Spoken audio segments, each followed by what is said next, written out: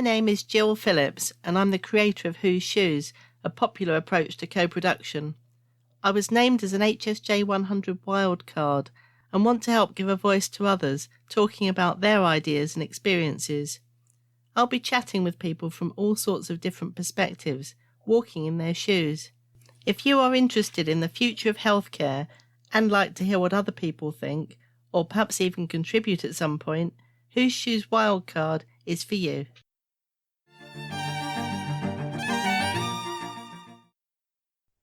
So today I have the pleasure of talking to someone whom I only met recently, but who blew me away with the talk that he gave at a conference.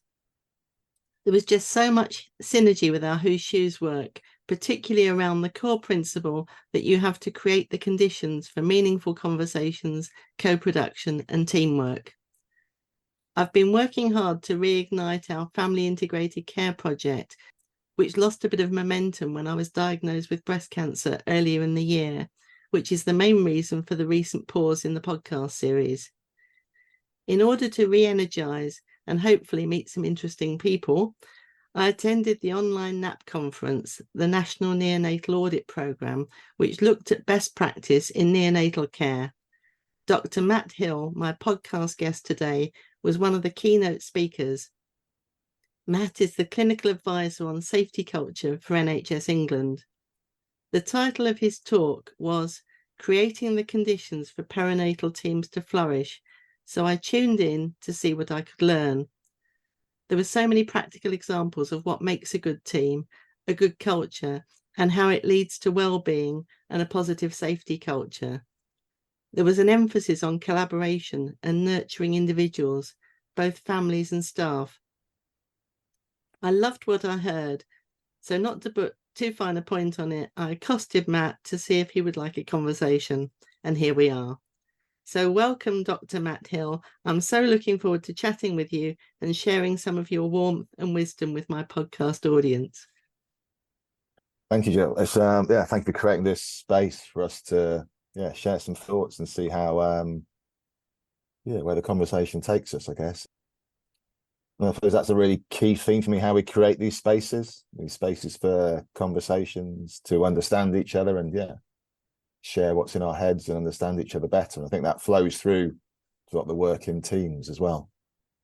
So what kind of things do you think, I mean, what I loved about your talk was that you were saying it's not a tick box. You can't just, have a list of things like safety huddle or handover and work down them and tick them off and, hey, you've got a good culture.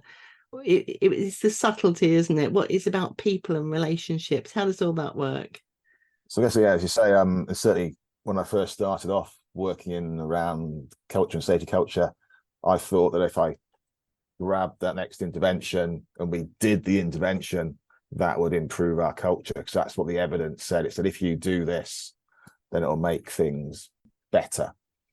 It's not just, soon learned that it wasn't just doing the processes, it was everything that was wrapped around that coming together of people, of understanding, and it's that an opportunity for better conversation, really understanding each other and building that those relationships between us that are fundamental to us as people and humans. And I think so much of healthcare has become about doing. We focus on the doing, measure what we're doing, and we get in a way rewarded for what we do. And it's just taking that step back, think about how we do things. And I think we sort of lost sight of some of that. And I think recent events and the pandemic being one of those has refocused our thoughts about how we are as people. And there's a lot of other work that supports this. So aspects of civility, learning from excellence, the kindness work as well. It's really trying to emphasize, I suppose, that real human element that we sort of sometimes lose in the work. And I think it flows through to those we look after as well. They notice if we're not kind and compassionate to each other, then they sense that, and it raises their anxieties as well, because if we're not kind and compassionate to others, then the extension of that is we may not be kind and compassionate to them in their most vulnerable states that they are. And I mean, I agree completely. And it's every transaction, isn't it? That people see what's going on around them, not just the words, but the manner in which they're said, the body language, the emails, whether they're abrupt or whether they're, a little bit more human, and how that might vary at different times according to whether people are under pressure or perhaps different staff. So if you were, say, a parent on a neonatal unit, I'm sure you must have people that walk in and your heart either hopefully feels better or sinks, because you see that the person who kind of lifts the team or who has perhaps the opposite effect for whatever reason, it's fascinating, isn't it? So it's all the different human interactions and how people feel about that. It is, and it's, as you say, is that exactly that, and it's that I suppose watching the response of the rest of the team members that really gives you an idea about how it feels to be part of that team. It's those little gestures, knowing something about each of us on the team, what matters to us, not just that we're a doctor, a nurse, a midwife, whatever. It's knowing something about us as people and what motivates us, and that connection to us, so that you can touch base with people. So if it's about their cat's been unwell, then you can talk about that, and it shows you value them and what matters to them, which means that when we come together, so I'm going to talk about escalation. So escalating something about a concern about a sick neonate, then when we say that, when we escalate, what happens is it's a very different response, because we're invested in that relationship. So rather than becoming purely transactional, there's a lot more, I suppose, warmth and understanding there that brings about a better conversation and hopefully better care, because we're actually really coming together, rather than it being, I suppose, slightly colder and less warmth and empathy within that conversation. Yeah. I know one of the examples that stuck with me from your talk, which I found just eye-opening in a way, or just thought-provoking, was the train journey. Do you remember talking about the train journey? Tell us about the train journey and how that might help. So I was taught, so as part of the national programme on the perinatal coaching leadership programme, all the quads, so that's a neonatal lead, an obstetric lead, a midwifery lead, and operational lead, are coming together to take part in some development. And I was talking to our local quad, and one of the members of our local quad, who said the travelling it was up to Birmingham, so it's a 3.5 hour train ride. Just those 3.5 hours spent together, understanding each other, getting to know each other, were invaluable in really sort of bringing them together. And she said that they would never have put aside 3.5 hours to come together in Plymouth to get to know each other. It just wouldn't have happened. So even the process of getting to where they're going to do something was invaluable to them in getting to know each other. And it's credit to them, because of various ways that they could have traveled on the train. They could have just sat with earphones in, or Yes. reading a book, but the fact that they thought, well, actually, I want to get to know you. I want to understand you and you as a person. So that, I think it's wonderful. That's how they were entering into it as well, and seeing each other as more than just the job titles. So that gesture that was made in that train journey has really, really set up the rest of the work that they're doing now. And that could be people, I think typically that could be people who are perhaps more senior or more junior, perhaps traveling together for the first time. I can think of an example of how that's been very influential in my work, in that I came back from, I can't remember where it was, I think it was Leeds, with a woman called Catherine McLennan, who I'd met at a conference. And I'd heard a little bit about her story, about sadly a series of baby losses, and including in the middle trimester. And Catherine was telling me about this, and we continued the conversation on the train in a way that we'd never have done just from a casual kind of coffee queue chat at a conference. And by the time we got to Birmingham, I said, if there's ever any chance that I get through Whose Shoes of doing something around this very specific area, because she was telling me that obviously a very sad topic, but that if you have an early miscarriage, there'd be a certain type of support, and people understand that. And obviously a stillbirth, but this middle trimester was like no man's land, and obviously the complexity about dates and how many weeks pregnant, and whether you end up on a maternity ward or a gynae ward, and how arbitrary that can be. Honestly, it went on and on and on. And within 2 weeks, we got the chance to apply with NHS England for our Nobody's Patient project, which was about specific groups of women and families falling through gaps in systems. So, for example, maternity and neonatal care at the time, we were able to add that topic in as a powerful sort of extra topic, which we explored with women and families who'd been affected. And honestly, it's one of the most powerful things I've ever got involved in. So that was from a train journey.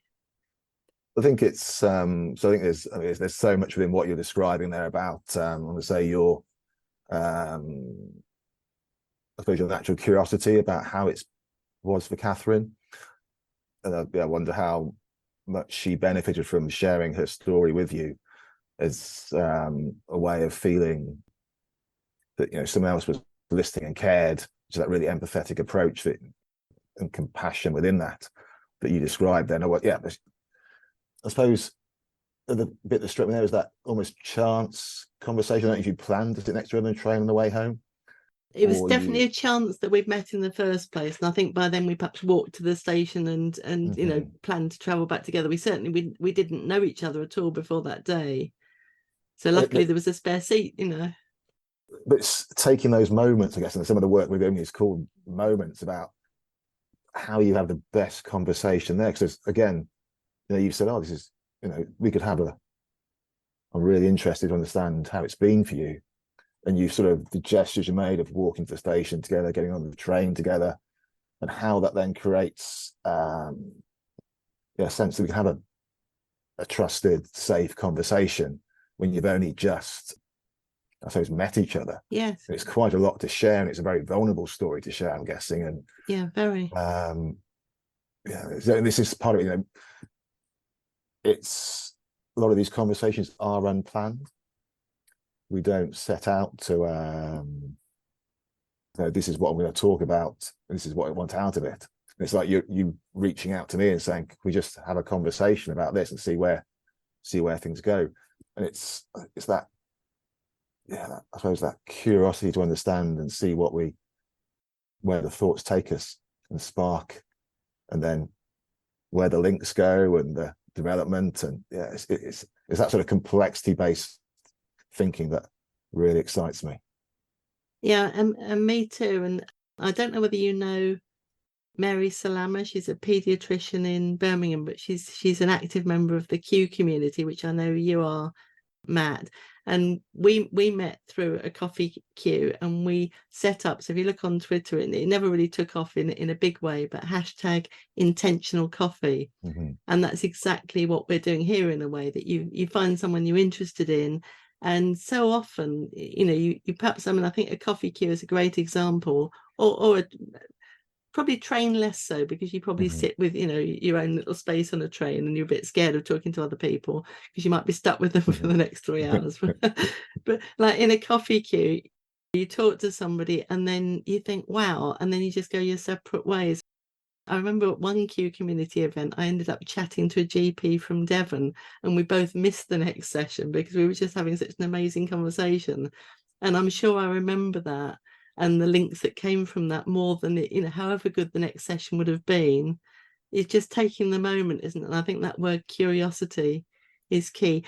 So Mary and I set up Intentional Coffee, and the idea is that you deliberately link with someone that or link somebody else with someone that that these people just have to talk, and it's intentional in that you're bringing them together. But exactly as you've just described, there's no agenda, there's no expectation, there's no pre-planned outcome. It's just sparks, isn't it? And seeing where it goes together. It is, and I'm just thinking about that initial gesture is talk to the person next to you in the coffee queue.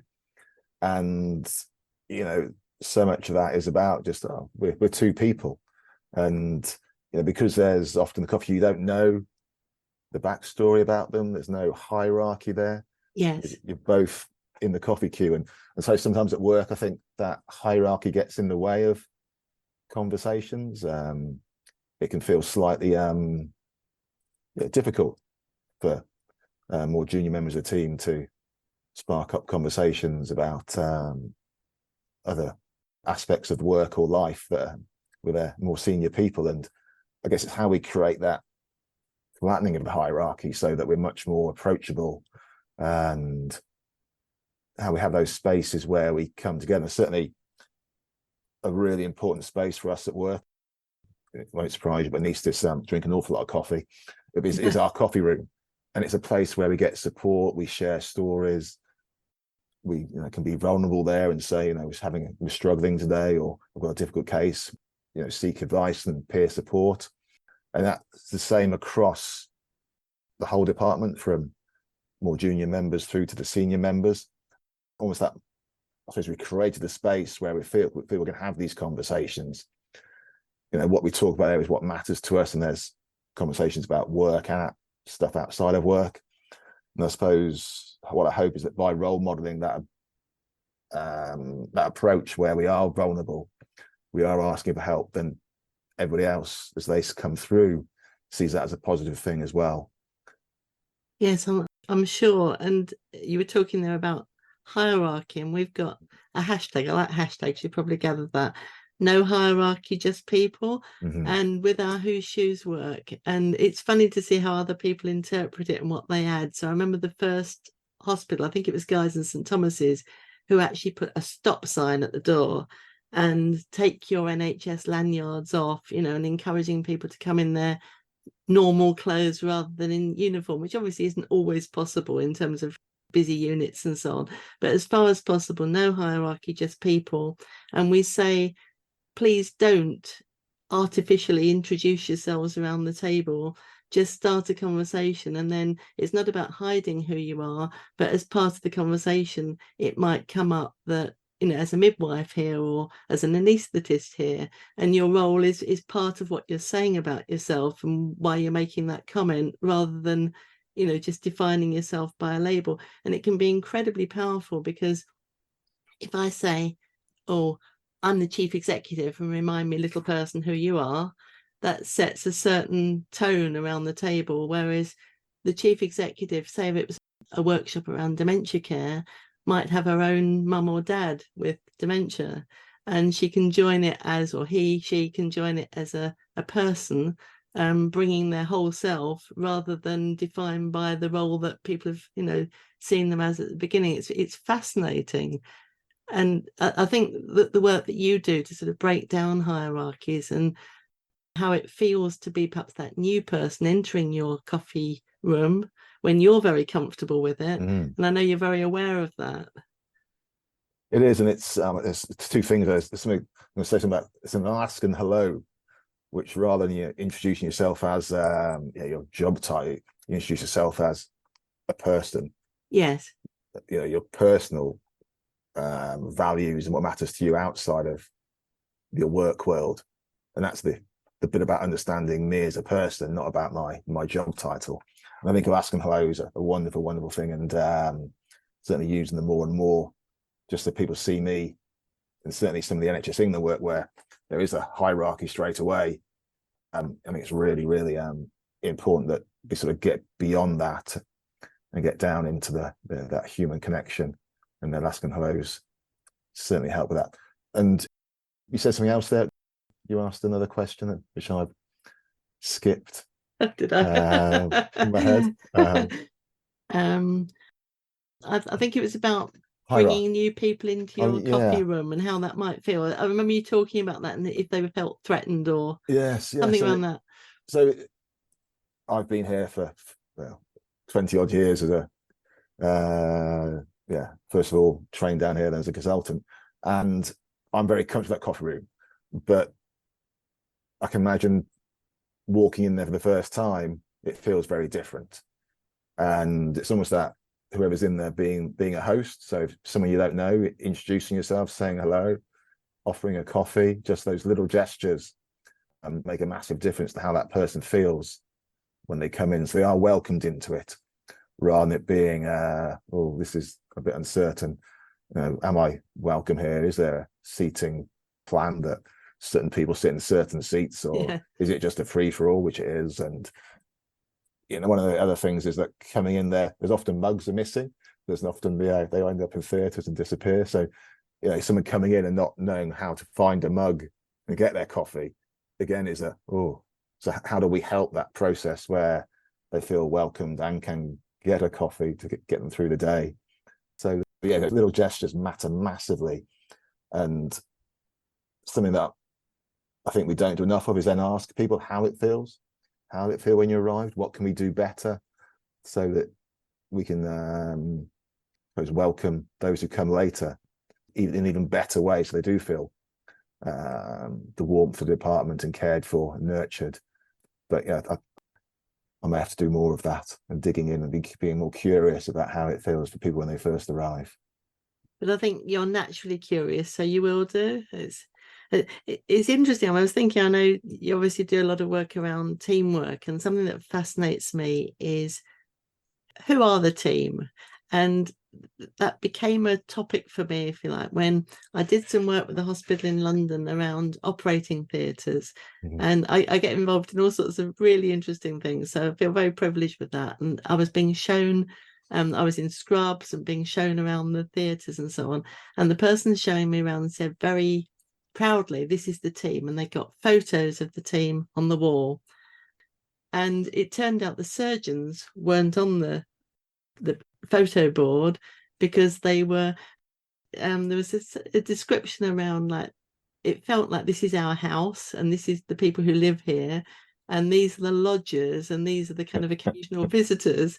And it just blew my mind, really, in terms of, like, to do something as definitive as a photo board. And I mean, it's great, you see people smiling faces, you see names, you see perhaps who's who, but at some point, for me, with my sort of interest in different perspectives and grey areas, there's someone who makes it onto the board and someone who doesn't, or where does this team end? And the whole kind of like culture of collaboration and working with other teams.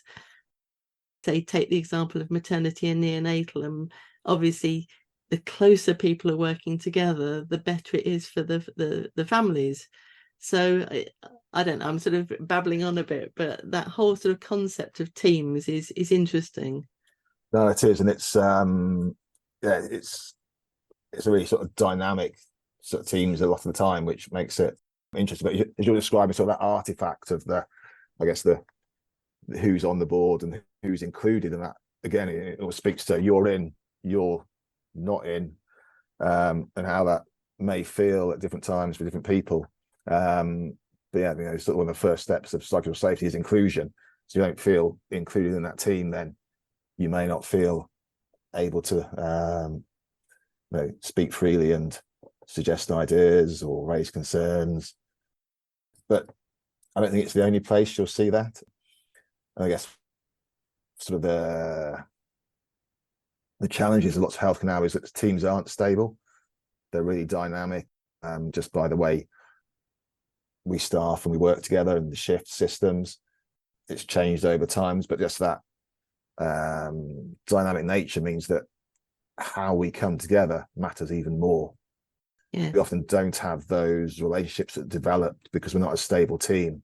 So when we do come together, we should almost be spending more time understanding each other before we start the work. And I suppose this is some of the moments where we're trying to create a lens into how we do the work. So we have lots of little sort of structures. So we may have a huddle or a safety briefing, a ward round, but they often focus on the work, on transfer of knowledge. And just by spending 5 minutes at the start, just talking to each other, getting to know each other, I think they're really, really crucial elements that set up the day to be much better.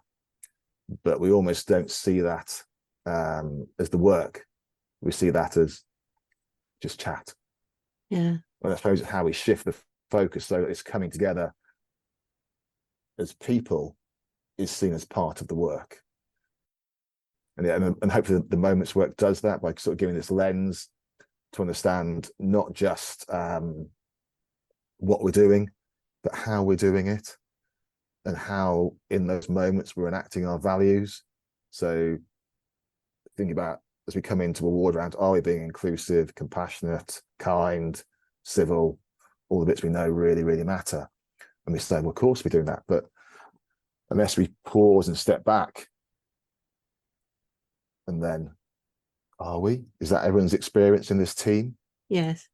And we don't know that unless, we don't know how it feels for everybody across the team, unless we ask them and they feel safe to be able to share how it feels. And that building of trust takes time. And unless we invest that time in coming together, then that trust element can be very, very fragile indeed. It's so interesting. And I think I might be wrong, but it feels to me as if there is more understanding these days, if you like, about the fact that those things do matter. You know, I'm obviously older, and it used to be you came to work and you left your family and you left your kind of personal situation at the door, and it really wasn't encouraged to bring any of that kind of vulnerability into work. And you know, you confide in your mates at work, but not, you know, it was a different culture. And I think it does feel as if people realize the value of, I mean, I suppose just the whole work that we've done around, say, patient experience, maternity experience, and whether that's sort of a fluffy add-on or whether it's fundamental to patient safety. And that seems to have been quite a shift over even the last 10 years, that the two are kind of intrinsically linked rather than two separate things, and that the experiences are nice to have extra, whereas actually no, it's not. That's what opens people up to speak more honestly and to avoid tragedies ultimately. Yeah. And that ability to speak up, that understanding of experience really, really affects outcomes as well. And we know this, we see it, different aspects of care, but we know that that experience will shape the future in so many ways. And we're different. We're all different people. Unless we ask what matters to each other, we don't know. And what I may want and what may make me feel comfortable will be very different to somebody else. So what is that experience on a person by person basis, rather than I suppose a generic, this is the package we have given, there we go. Yeah. So it's just that wanting to understand what makes a difference to people, those gestures that we make, be it speech, written, how it may come across, but how are we received, how are we perceived by those we're interacting with? Is it a positive or is it less positive? And it's so individual, isn't it? I mean, one of the examples that's come up, I mean, this is exactly what we explore through Whose Shoes, that, you know, to try and get people to see the subtleties and how you can't just have a blanket, you know, one size fits all. And it always intrigues me how, you know, I mean, obviously me attending these perhaps different workshops and events and hearing different conversations, and then you suddenly get a new take on it that's different from perhaps the majority. So, for example, you might have a scenario about, oh, they kept calling me mum. They couldn't be bothered to learn my name. I've got a name. You know, it's so dehumanizing. They just say, oh, you know, how are you doing today, mum, or whatever. And then you can kind of like take that as read. But then I spoke to somebody else who said, oh no, you know, actually when they called me mum, you know, I was a brand new mum with this premature baby. I didn't feel like I was a mum at all. It was like the best thing. And then you get into, well, perhaps how those words are said, whether it feels as if they can't be bothered to learn my name, or whether it feels as if they're trying to empower me in my new role and relationship. So this is what fascinates me, really. I guess it's some of those bits about how you introduce yourself. And I work with, I'm going to say it's just about a colleague. I'm called Matt. My colleague's most definitely called Matthew. And you know, my response to being called Matthew is, oh, almost looking over my shoulder because I'm looking for my mum. Looking for mum. Where are you going? Yeah, I'm in trouble again. Like me with Gillian. Yeah. So, I'm in trouble. Yeah. So, but it's that, you know, how do we want to be known? How do you want to be? And and people have names that they like to be called, which aren't their given names. So just by asking, that's by taking the time to ask how people want to be addressed, called, by which name and how that affects them is really, really important. Otherwise, that connection's not there. Exactly. Yeah. One of the things I discovered, so we had a who's shoes scenario around dementia care, and it was a teacher who liked to be called Mrs. Carter. And we had that as a kind of example of chosen name, dignity, respect, and so on. But then somebody said, well, actually, it's also a safety issue, because supposing one of the things that she has in her mind, that someone who calls her by her first name is someone she knows really well, perhaps a family member and a friend, and she's a bit confused about who's who, if random people are suddenly calling her by her first name. And I hadn't even thought of that. So you suddenly get layers and layers of what these things, the true meaning. Absolutely. And as you're talking about how we gain these insights and how we welcome this diversity of view, perspective, to help us make better sense of what's happening. But we need that. We need that input to help us challenge some of our thoughts that may be fixed or just be incorrect. We don't know what sits underneath, so we need other people to help us. And so, how do we welcome a diversity of views? And we call it lemon light bulbs. I don't know why they're lemon, but that's another story. But you see people sometimes, people, experienced people, good people, they care, and suddenly you see in their eyes, that perhaps those words that they've used for so many years, with good intentions, and perhaps how they're perceived by somebody else. I know Florence Wilcott, my big friend and sort of co-founder of MatX, and I've got Florence into being more creative. So, for example, she now has 150 episodes of her podcast series, The Obs Pod, which is amazing. But as part of that journey of Flo becoming more creative, which she's brilliant at, she started writing some poems, and one of them was called Reassured. And it was one of those lemon light bulb moments where, as a consultant obstetrician, she would have a woman come to her with various concerns, and she knows that all normal part of pregnancy, I explained, and she'd write in her notes, her clinical notes, reassured. And basically the story is that she never ever writes that now, because it's not up to her to say whether that person was reassured. It would be more, I tried to reassure her or I explained the facts, but it's the other person's perspective as to whether they went home and said, I don't know what she was on about, I feel even more worried than I did before. Who knows?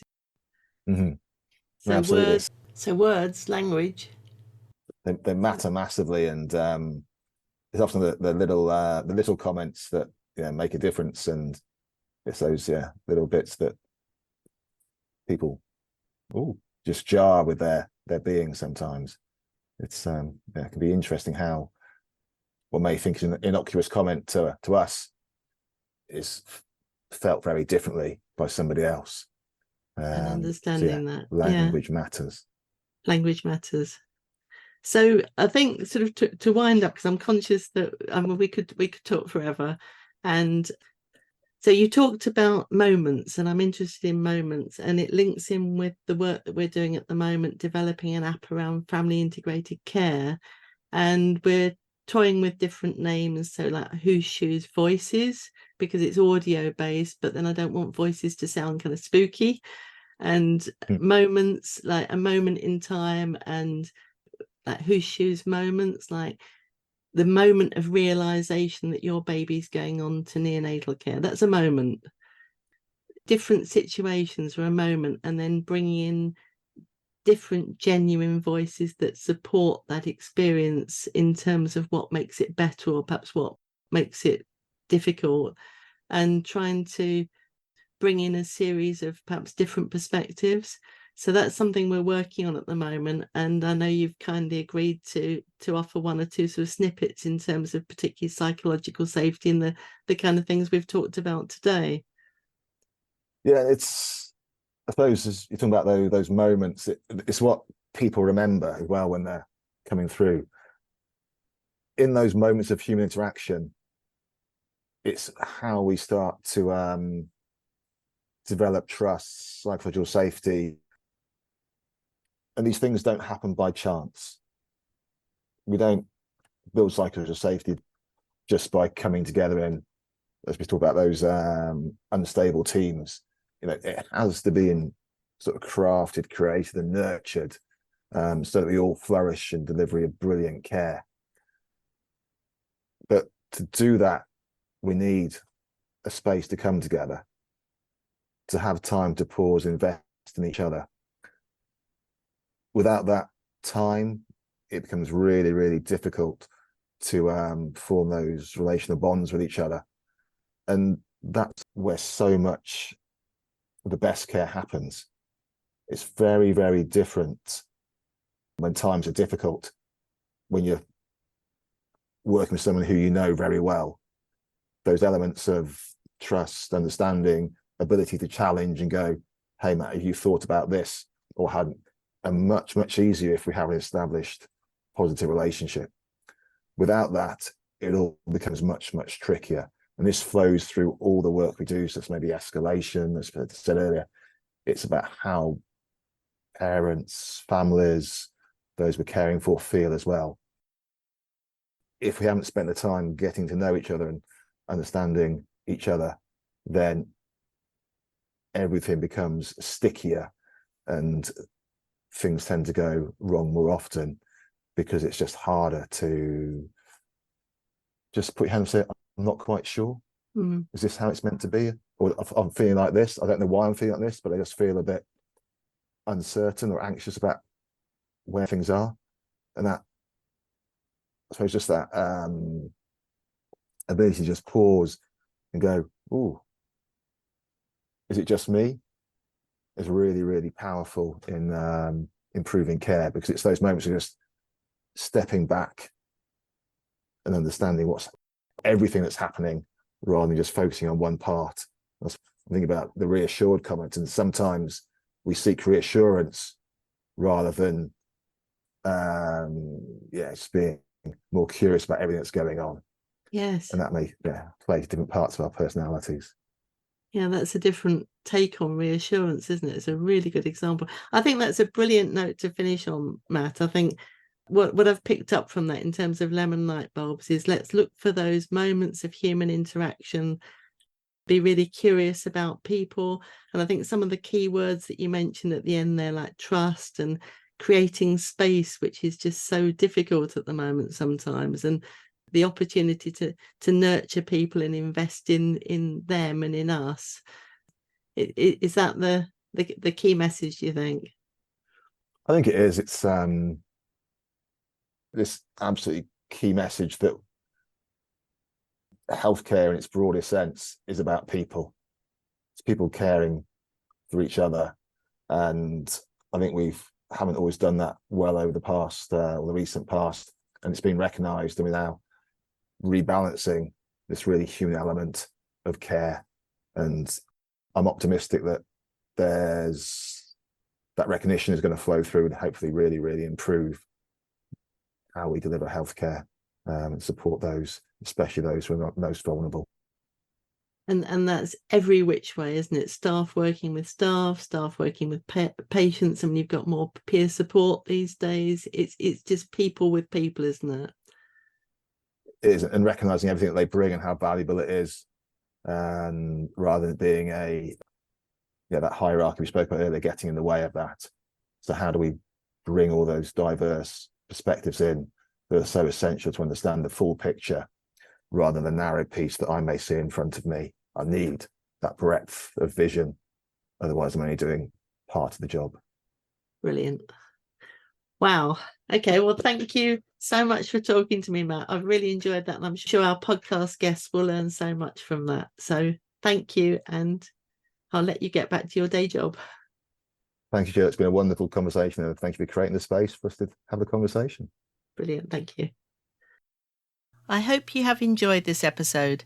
If so, please subscribe now to hear more of these fascinating conversations on your favourite podcast platform, and please leave a review. I tweet as Whose Shoes. Thank you for being on this journey with me, and let's hope that together we can make a difference.